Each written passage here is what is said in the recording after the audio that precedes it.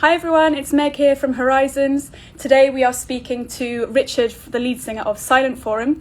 Today they have re-released 2 singles and 2 EPs from their back catalogue of music, songs that were written and recorded and released before their debut album, Everything Solved at Once. So today we're going to be speaking to Richard to hear more a bit about this project and why they've chosen to re-release these remastered songs today. So hopefully we can... Woo! Now? Ooh, this might be a quick one. Fingers crossed. Fingers crossed for a quick connection. Hello! Hello, I'm here. Hello, I managed to get on. That's a record. I think that is a record. Brilliant, brilliant. Well, thanks for joining. I don't know if you heard, but I just gave a very, very short introduction to... I was there. Oh, you were there. Brilliant. You heard it all. I was the audience, and then suddenly I was on camera. How weird. How meta. So I've kind of given a very, very brief sort of explanation of what you guys have released today, but I'll hand over to you to sort of explain to everyone why you've released so much music today and what's included in that. Great. So coming up to 3 years ago now, we took all of our old material offline. So we had our big new single coming out, How I Faked the Moon Landing, and at the time, this was like it was, you know, a breakout moment for the band. We were doing something completely new, really polished, something really anthemic, and we felt like this is a song that can travel, and it really represented kind of our new chapter as a band. So we made the decision to take down all of our old material at the time because it was so different from How I Faked the Moon Landing, and we didn't like the idea of people finding this new song and then listening to even just one other song and then being like, this sounds like a completely different band. So it was a great opportunity to kind of just start afresh and do something completely new. But obviously all these years later now, that material makes complete sense within the wider context of what we're doing, where we're heading next, and it's really good. So we got our current producer, Charlie Francis, who is an absolute master of production and of mastering, to remaster our old material, and now it sounds, I think, of the same level as the newer stuff. So it all has, I think it's lifted the old material and given it a new life. And I think it just helps make sense of, you know, where we've come from. Yeah, we're incredibly proud of those older songs, and there's a lot of emotion and memories connected to them. And I think anybody who's just a fan of you know, jangle pop or for the later stuff, or you know, intense post-punk music, if it's those 2 EPs, will really get something out of them. Oh, that's so good to hear. And it's so nice that finally you'll be able to release all of this music, but have it sat side by side. Like, yeah. Especially if perhaps when you originally released the tracks, they weren't of the same production standard as the stuff, as your album that came out just under 2 years ago. But now that they've been remastered, it's like hearing them in a completely different light, but in a nice way, balanced with the album. That's so interesting, and I think it's a cool story, because it's very common for bands and artists to do this if they have like a big EP or a big track that they really want to push, and they sort of think, okay, so this is how we want to sound now, this is how we want to present ourselves as a band. They do often take away everything that's available online, or that they pre-recorded. So it's you know, and I do think there's massive merits to that, and but what is then sad is that then you lose the other stuff. So it's so nice. It's so nice to hear that you guys are actually, you know, you've sat on all this great material and you want to re-release it. And if to me it feels like new music, you know. Yeah. So it's exciting for you guys. Well, we've definitely got a bigger audience now than when these tracks first came out. So for a lot of people, this will be the first time they've ever had an opportunity to hear these songs. You know, to be able to go and rewrite the past and get them sounding a little more polished. I mean, they still don't sound as polished as the newer material. Like, no doubt, you know, they were recorded in a completely different way, and you know, written at a very different time when we had access to completely different ways of recording stuff. But we've been able to rewrite the past and give it a little sheen. I think just kind of brings it up to close to the quality of the newer stuff. And they're great tracks. They're really great tracks. Yeah, no, I've been listening to them this morning, and it's really interesting hearing old, because I listened to your album when it came out in 2019, and I really love your more recent singles from around that time. But it's so weird. I feel like I'm going back in time to hear them back, hear the earlier stuff. So it is really, it's very interesting. My other question was, why now? Why have you guys decided to release all this music now? So we've currently got 2 albums in the works. Oh my god! Wow. We've got what was meant to be the second album, which we were meant to start recording in March 2020, and then the pandemic happened. Yeah. You know, Charlie Francis, who we're going to record that record with, and us weren't able to get into the studio and start recording then. And I don't think we're going to be able to record that album until later this year. And probably by then we will have written more songs, and kind of it will be a bigger release, but it will be something that we've been working on for an awful long time. And then we've got another record which we've written over lockdown, which is going to be completely different. All these songs have been written acoustically, but then they're not going to necessarily be presented acoustically, but they will sound completely different from anything else that we've done before. So in this wider context, you know, we've got an album coming later this year that's going to be acoustic-ish with electronic production, and kind of like stripped back in some ways, but then like weirder instrumentation. And then we've got a record being released next year, which will probably be the natural sequel to Everything Solved at Once, which is this huge, you know, it will be again, you know, really polished and that kind of hi-fi release. Within that broader context, this older material, these kind of more lo-fi post-punk releases, just make a lot more sense. Yeah. Because you've got you go from that kind of darker, more brooding post-punk stuff into the brighter dance punky kind of indie rock stuff, and then into a kind of weirder, more obscure acoustic release, and then back into that dance punk stuff again. Yeah. It makes sense, you know. You can hear that thread of the kind of the way that we write our songs and the way that we write our lyrics throughout all of the releases. But there's no one particular sound that is defining us over each of those releases. What I do like is that within each release, it is one solid sound that we're properly exploring, and then we're only diversifying as you get into the other releases. Yeah, that's so good. So it is very much because you've got so much coming up in the future and in your sort of musical horizon. It feels right to really understand the history of the band and what has come before. Absolutely.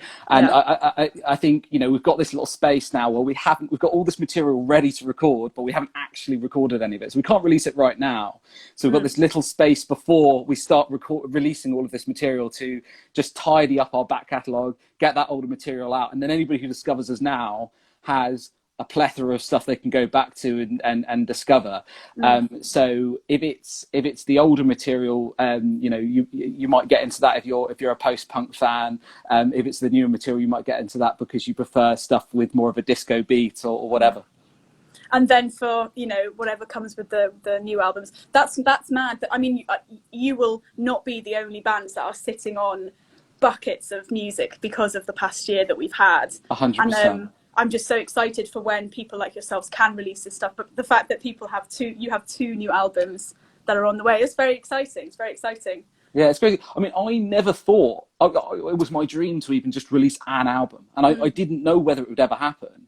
And then that moment where you've got a vinyl copy of your first album in front of you and it actually exists, and you can put it on, play it, you can show it to people, you know, you can promote it, you can go and, you know, tour it, gig it, whatever. Was an incredible moment to know that we're going to be able to do that at least 2 more times. I think it's wonderful. I think the album that you guys have written over COVID will be a particularly interesting one because, as everyone knows, albums they are time capsules, basically. They same as a single, same as an EP. They capture something that was going on at that time, your context, situation, your emotional state, you know, your life. It is like a sort of time capsule, like when people used to bury, you know, time capsules in school playgrounds and stuff. I very much look at them as the same thing. So with that in mind, how do you guys as a band feel when you listen back to these tracks that you wrote in the earliest one I think is the Brief Collapses EP that was released in 2016. How is that for you guys, listening to something that you wrote over 5 years ago? Recorded in December 2015, released in 2016, and that Brief Collapses EP, the first one we did, is a record we just simply could not write now.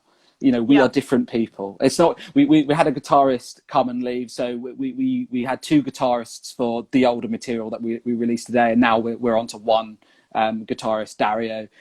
who is the band as it is now, the 4-piece lineup. But beyond that, I was a very different person then. I had different tastes, and I had a very different life. I had just had a breakup at that point, and was quite sad. And I spent a lot of time writing music that reflected the kind of person I was then, whereas now I am a much happier, more balanced person, so I write much happier, more balanced music. Nice. And the rest of the band reflects that. I think because of the way we write, most bands will have a writer who bring a composition to the rest of the group, and then they might bolster sounds onto that and start working up a sound, or you might have a couple of people who write together, and then you move songs forward like that. Whereas our band, all 4 of us write every song all at once. So we just start jamming stuff out, and all 4 of us have completely different tastes. We're into completely different things, which often comes to a head when we're doing track selections for what we're going to record, or how we're going to order tracks, because we all just like completely different things.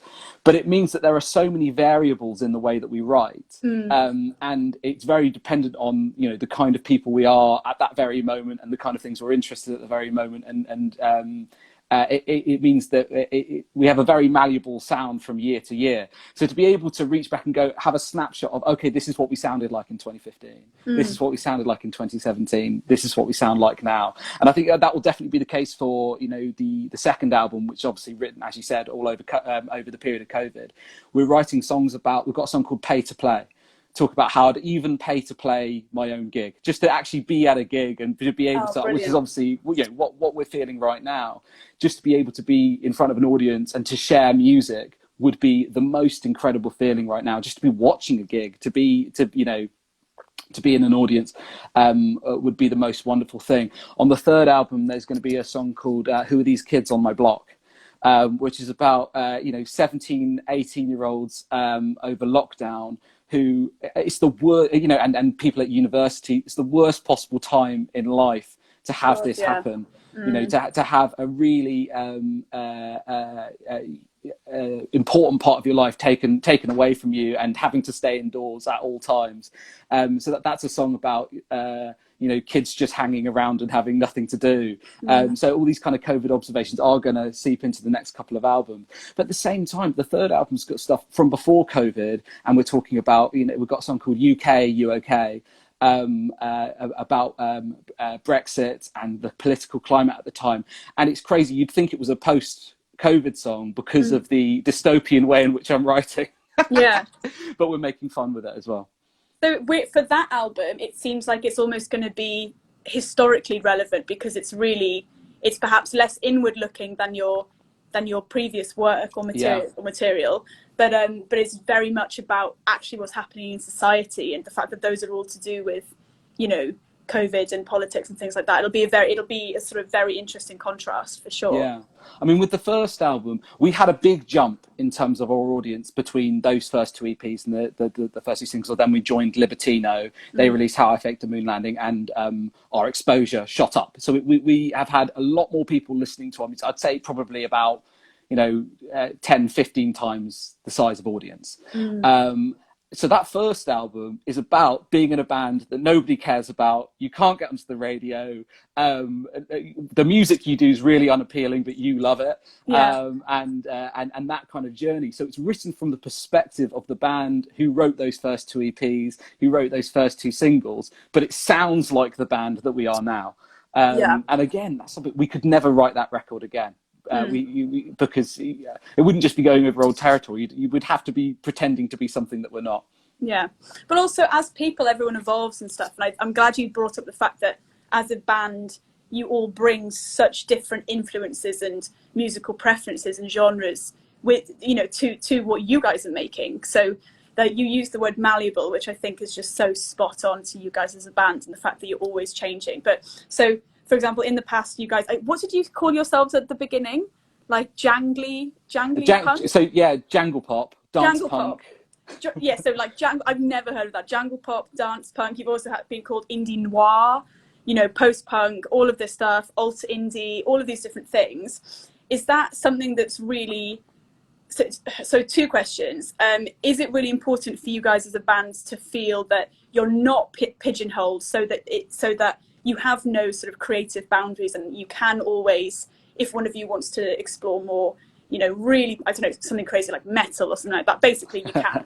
Basically you can do that. Like, is that really important for you guys? I'll leave, that's a big question, so I'll just yeah, sure. I mean, we don't feel limited at all in terms of what we can write. I don't think it's a conscious thing of not wanting to be pigeonholed. I think it's a product of having 4 writers in the band, all writing every song all at once. Yeah. Which means that no one person actually has any kind of creative control. We don't have control over what we write. So I can't decide, oh, we're a post-punk band, we're going to write post-punk music, because I'm only a quarter of the equation. You know, even our drummer is telling us what to do and is structuring all the songs. So if he wants the song to be a 3-part epic, that's something he can directly shape, and the rest of the band, you know, have to either follow his lead or tell him off. You know. Yeah. So I think that the reason we've been malleable is because it's a product of having four writers, rather than us thinking this is what we want to do next. If we wanted to write, you know, a huge pop single, you know, we couldn't do that consciously. It would have to just happen naturally. So we're at the mercy of the randomness of just what happens when we sit down to write. We don't have a choice. Yeah. It's interesting. It's like the 4 individuals that just come together, and like you said, there's no control over the outcome. What you can't say, okay, we want to write this kind of track. What comes out of those 4 people meeting, just, it is what it is. It's very, very interesting. So you sort of mentioned some of your influences already, but where you guys are now as a band, what kind of things are, for the music you're writing now, what kind of things are influencing you, and what kind of sounds are you guys influenced by? It might be different answers for all 4 of you, but maybe just for yourself. I think it would be different answers for all 4 of us. When I was growing up, like many 16, 17-year-olds, I was listening to a lot of Joy Division, a lot of the Smiths. And I think if there's still traceable elements of that in our music, it's just because I listened to a lot of that when I was 17, and it's part of my bones. You know, I'm not actually listening to that often nowadays. I have a great love for it, but it's not part of my everyday diet. Probably in advance of the material which we've just recently re-released today, I was listening to a lot of The Wedding Present, and I particularly liked how he writes almost pathetic lyrics where you feel really sorry for the person, but he's just laying it on thick, a layer on top of layer on top of layer of how sad his life is, how miserable he is, how everything's going wrong. But then contrasted against these wonderful jangly guitar rhythms, and then probably ahead of the debut album, we were listening to a lot of LCD Sound System. There's probably a little bit of Talking Heads in there, and the 2000s dance punk revival. I think was massively involved in there. Yeah. Oh, interesting. So I don't know half of that stuff. So nowadays, I mean, we're doing acoustic music, and I don't know really. There's a song there that one of our new songs that sounds like Guided by Voices. There's another song that sounds a bit like Radiohead. Well, I don't think I've ever sounded like Radiohead. So I think that's going to be a really diverse album. You know, there's probably going to be bits of cello on there. There's probably going to be bits of sitar.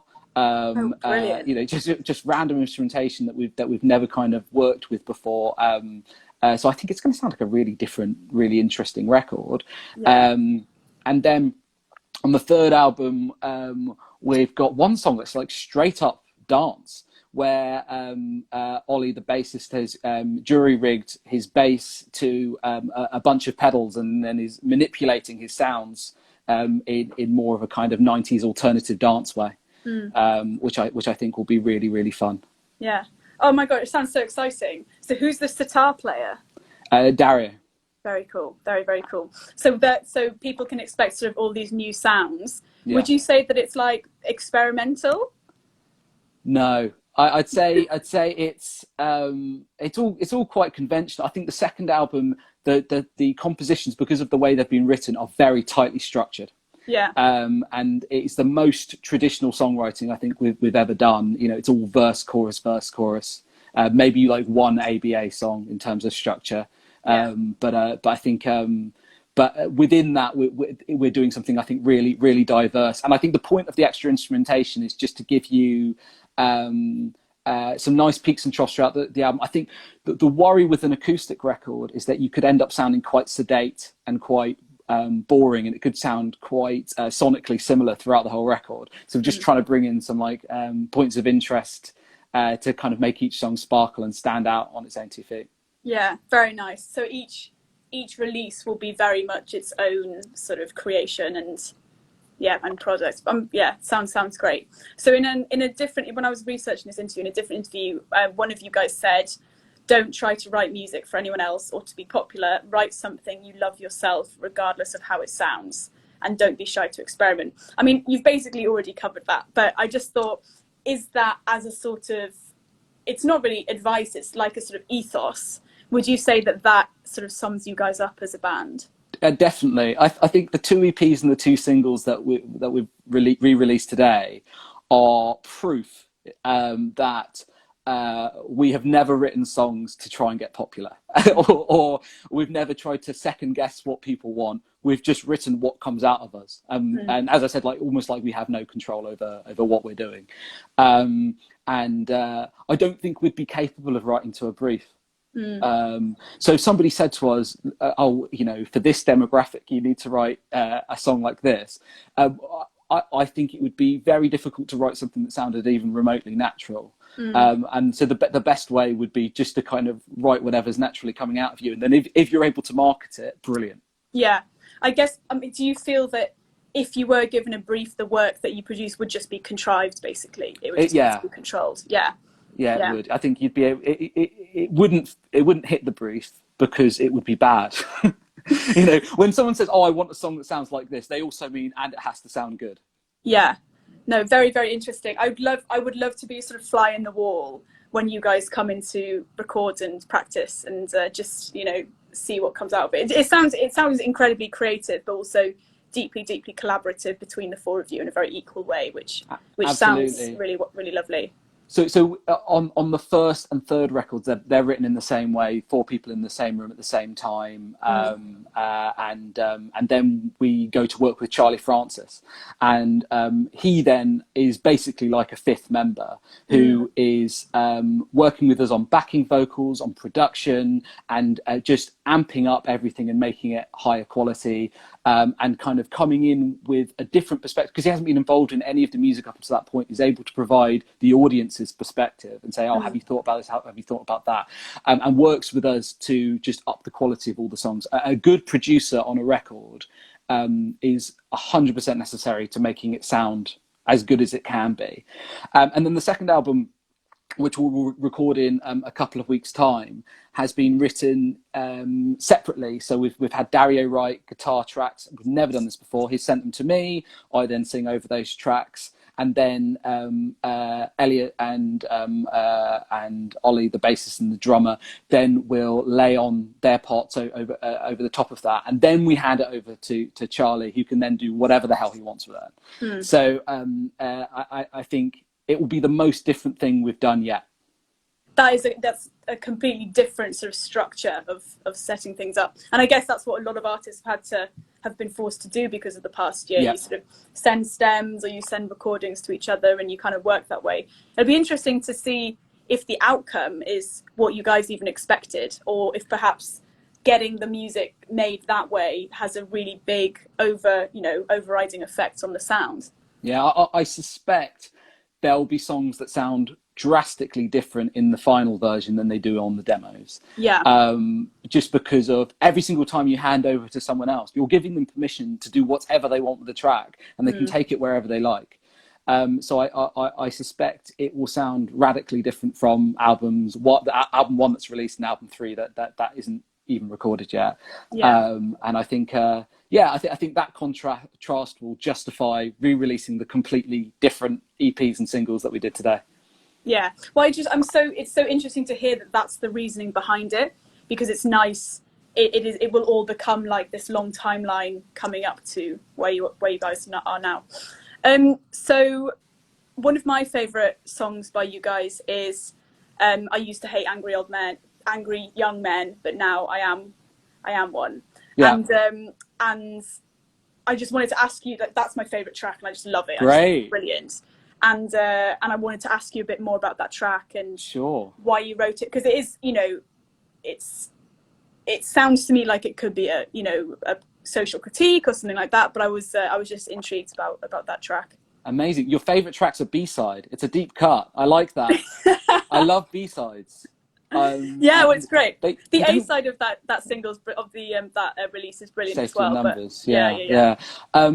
B-sides don't really exist anymore, and I think it's a great shame because it's an opportunity to kind of create a mini little release alongside the single that has its complete own identity and sits on its own, and it means that someone can enjoy an album.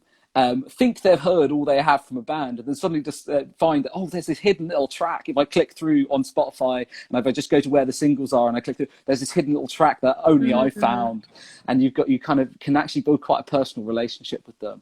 We probably should have put Angry Young Men on the album, based on the fact that it's your favourite one. I know Griff from Libertino says it's his third favourite Silent Forum song, which means we've done it an utter disservice by hiding it. I used to hate Angry Young Men, but now I'm one of them. What's the meaning behind that? Well, it's kind of all in the title. Yeah. When men talk about feminism, they always come from the perspective of, it's such a shame some men are like this. It's a real shame that in a supportive way, wanting to support feminism, which I do, but they really, I think, acknowledge that they are the problem. So you've got all of these men saying, isn't it,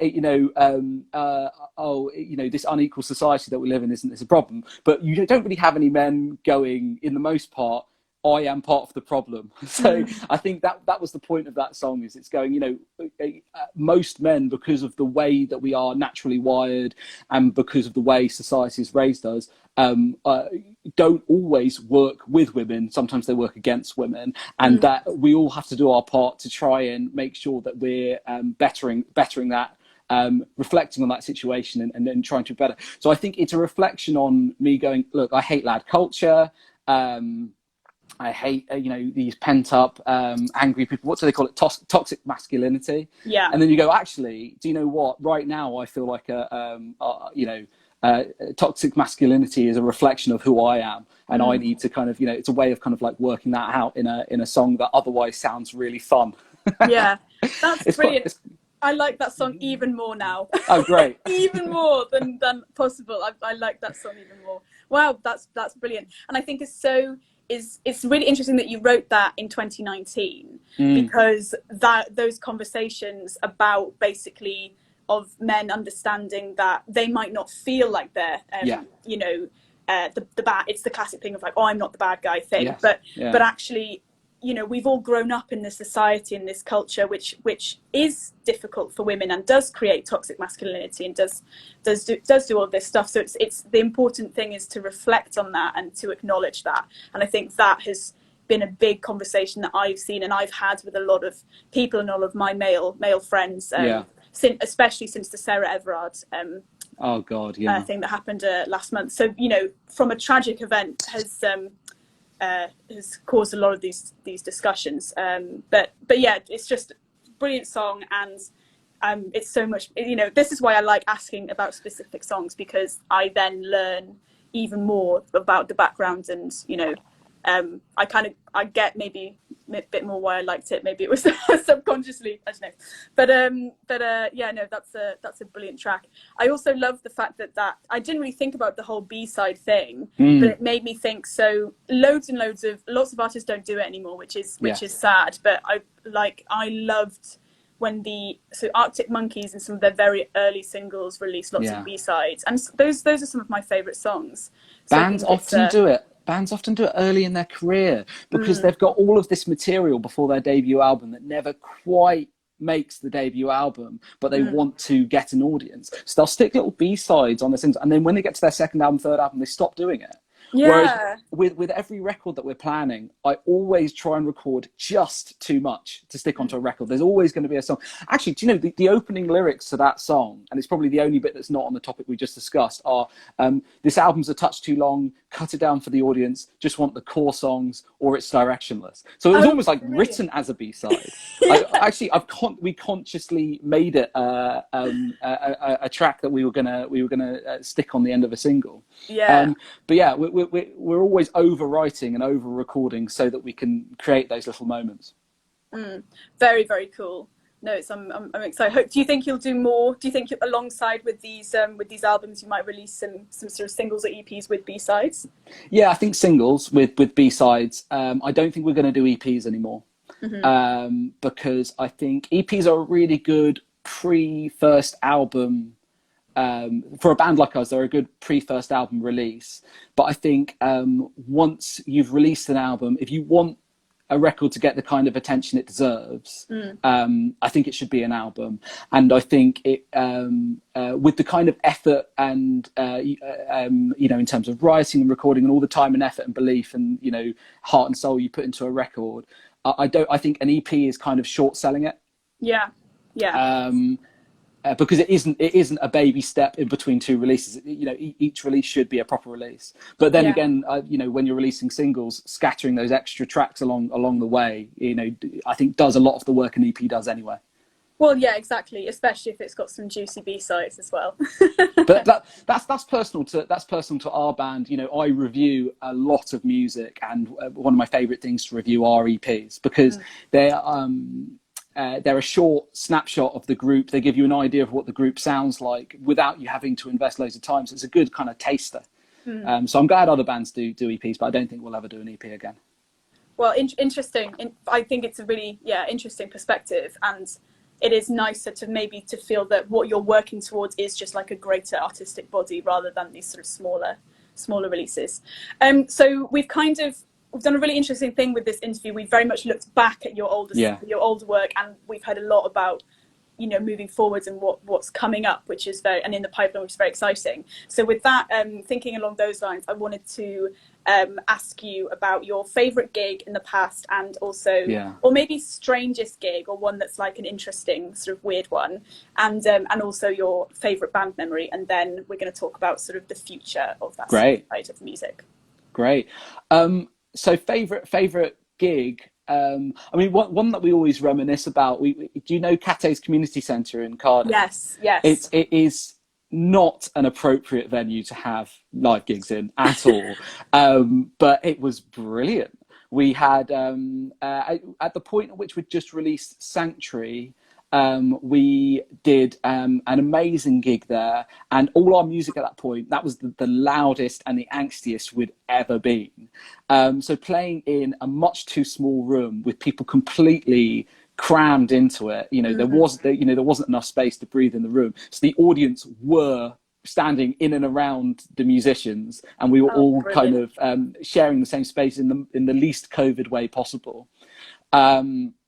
And we played a song called Hosanna, which is the final track of Sanctuary, and it's this epic 8-minute song that has 3 endings. Do you just choose on the evening which one you're going to go for? we work out in advance of the gig what order we're going to do all the songs in, and trying to pick a nice even amount, some quieter moments, some louder moments, but ending on that epic huge song. It's like a world ending song. Wow. And just having loads of people headbanging in the same room as you. I've never experienced something like that again before, and I don't know whether we'll ever be that kind of band again. So that was a truly wonderful moment. During that gig, there was this drunk guy at the back, I'd say in his 40s, and he came in and went, "You're the new Bono. You're the new Bono." To me, that was weird. And he then stole some merch on the way out. Brilliant. Came in on a high, left on a low. That's brilliant. That's hilarious. I think, is this space, the room that you performed, is it almost like a practice room? Yeah, it's a practice room. I've been there. Yeah. I went to this punk night in, I think, a couple, well, before COVID, would have been, you know, over a year ago now. But it's tiny. It's like a student university bedroom or something. It's tiny with these with sort of sound reducing things all over the wall. And I watched some punk bands there, some Cardiff punk bands with a friend, and it was just wild. It was crazy, and it was brilliant. But it does now, looking back, make me think, when am I going to be in that kind of incredibly unhygienic environment again? Absolutely. Josh and Will Dickens, two brothers who have been in so many different bands, so many different Cardiff bands, used to put on gigs there, and I'm going to be berating them to try and get us to get another gig there as soon as this is blown over. Yeah, definitely. Oh dear. So good. So that's a very great and visceral favourite last gig, with a weird moment as well. So that's very good. And favourite memory for you guys as a band? Favourite memory, recording the debut album. Yeah. Hearing how Charlie Francis could transform our music. Holding the record for the first time in your hands, having that childhood dream realized, and you know, having never really dreamed that you could do an album, you know, successfully realizing that, and then kind of knowing that there's going to be more. I think that was a very, you know, just a powerful series of feelings. Supporting bands that you love. We did a festival with Everything, cool. And Metronomy, and slightly more obscure bands like Melt Yourself Down, who I'm a huge fan of. Moments like that were pretty powerful. I mean, we're a small band. We're not a big act, but I think we're big enough to be able to get support slots with groups who we really admire. Yeah. And big enough to be able to realize our ambitions, which is to create this kind of music and to have that connection with people, which is all I could ever want. I mean, when we recorded those first two EPs and first two singles, we were playing to no one, but we were still doing it. And I'm just glad that we now have like a little bit more of an audience that's just slightly more sustainable, and we can continue doing it. I think that's in large part thanks to Libertino and Griff at Libertino, who have kind of shown us to a broader audience, and I think also to the song How I Faked the Moon Landing, which I think got us a little bit more traction than anything else we've done before. So after that, you can continue to do some of the more obscure things, and somebody will hear it off the back of a song which did some work to break through a little bit more. Yeah, absolutely. That you've got, you know, enough momentum, and you know, you do the music that you love, but it also means that you guys are able to realize some of your dreams, and to be able to, you know, like you said, hold a tangible vinyl, play with everything, and hopefully in the future do more of those things and take your music and share it with people in different places. Yeah. Thinking forwards, where would you like to take these albums, and where would you guys like to perform when we can again? I would love to perform just anywhere and everywhere. I think we are overdue a tour. We were planning a tour for 2020 for the album Everything Solved at Once, which of course was all scrapped because live music stopped being a thing. So I mean, we're going to release 2 more albums in relatively quick succession, so I think it's going to end up being a kind of best of tour. So yeah, it'll end up being a mixture of different material. We might even start playing some of the songs from our back catalogue that we re-released today that we haven't played since 2017. Yeah, listen to some of those songs. I'm feeling really nostalgic for them now. Yeah, give people an oldie and a goldie as well as the new stuff. Oh, that's so good. I'd love to come see you guys when we can. So fingers crossed soon. You've mentioned Libertino and Griff a couple of times. I wanted to ask you as our last question. Unfortunately, I wish we could talk for ages. But about how much about the label and how that changed things for you guys. You kind of touched upon it a little bit, and then also a little about your assessment of the Welsh music scene at the moment and how you think it's doing and stuff. Sure. Well, we got really lucky with Libertino. Griff has way too many bands on his label, and they all get an awful lot of attention, and he does an amazing job of promoting them. But at the point at which we wanted to the point at which we started courting Libertino, he was saying, I can't get any more bands just because it's hard enough promoting the ones that I have as it is. Sorry, I can't have you on the label. What we will do though is put out just a single, just as a kind of taster, and that will hopefully give you a launch pad maybe to work with another label in the future and just give it a little bit of attention. He then released How I Faked the Moon Landing and then went, okay, let's do another single. And then changed his mind. Then we released Robot, and then he said, yeah, okay, Libertino is going to do the album. That's brilliant. Which was wonderful. There's just so many great bands on Libertino, and like Adwyth are a proper inspiration. I know Kid Smoke have been making just an awful lot of noise recently, and it's been great to see these new acts come through on the label, and I feel like we're amongst some really, really great acts, and there's a bit of a scene that Griff has built around him, and it's wonderful. On that song, How I Faked the Moon Landing, my first lyric is, we're destined to be a local band, not on the local radio. Just because that's the position we were in at the time. He then releases that single, and that song got played on the radio within a 2-week period about like 20 times. It was a wonderful experience to suddenly have exposure, and it was amazing to have this song that was like it was a big fu. I don't know if I'm allowed to swear, so I won't. It was a big fu to people who didn't like our older material and thought we were this boring, dark post-punk band that was a bit drab and had a kind of bleak view of the world. And then we were suddenly going, F you, our music's really good, and we're really passionate about it, and we're going to do this, hopefully incredible record where we express ourselves with all this energy. And then suddenly people were listening to it, and it was just the most wonderful experience. That would not have happened without Griff. He completely turned our career around as musicians.